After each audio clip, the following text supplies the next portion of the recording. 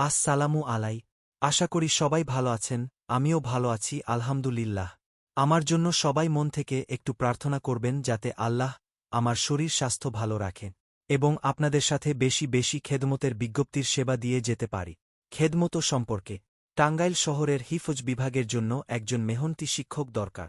যেই ভাইদের খেদমতো প্রয়োজন দয়া করে নাম্বারে যোগাযোগ করবেন 017566511170 017842244473।